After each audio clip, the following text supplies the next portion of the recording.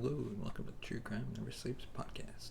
Today on Monday Murder, we're talking about the unsolved slaughter at the Hinterkaifeck farm. But first, we'd like to thank our sponsor, Poddex.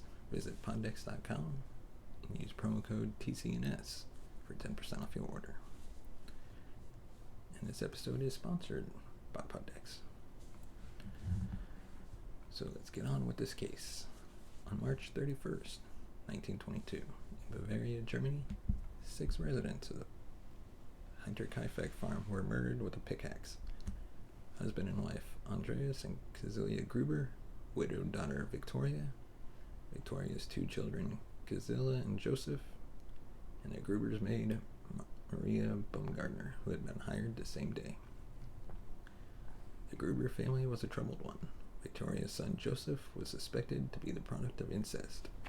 Josef was the son of Andreas, making Andreas both grandfather and father.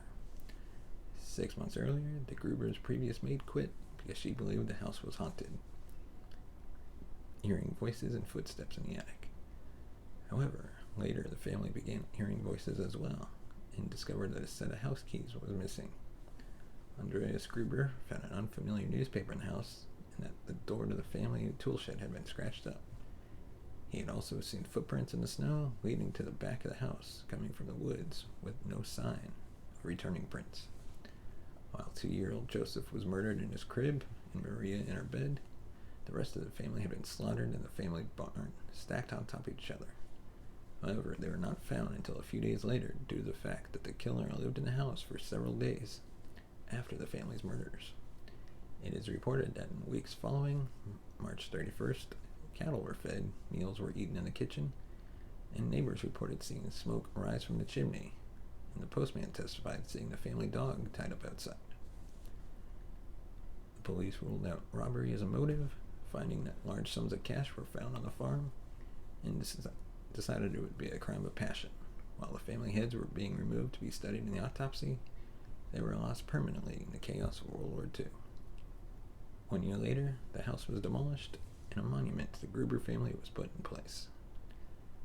The Gruber family was buried headless in Weidhofen Cemetery in Bavaria, Germany. Schittenbauer died in 1941. There's really only one theory behind this case of what happened. The Gruber family neighbor Lorenz Schittenbauer murdered the family. A possible motive may have been that he had been intimate with Victoria and suspected that the 2-year-old Joseph was his son. However, there's no evidence linking to the crime.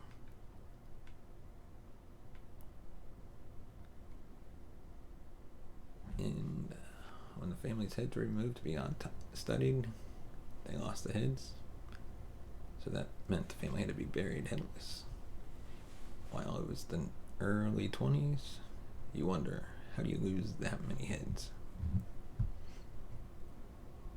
So that's our murder for the week on Murder Monday. Give us your thoughts on what you think happened. Let us know your theories. Send us a tweet at TrueCrimeNS. TrueCrimeNS. What do you think happened to these people? Do you think the father killed everybody? Or was it a crime of passion with the neighbor? So thank you for watching. We'll see you next week for another Murder Monday. Don't forget to like and subscribe to this video. Give us a thumbs up if you like it. And we'll see you next week.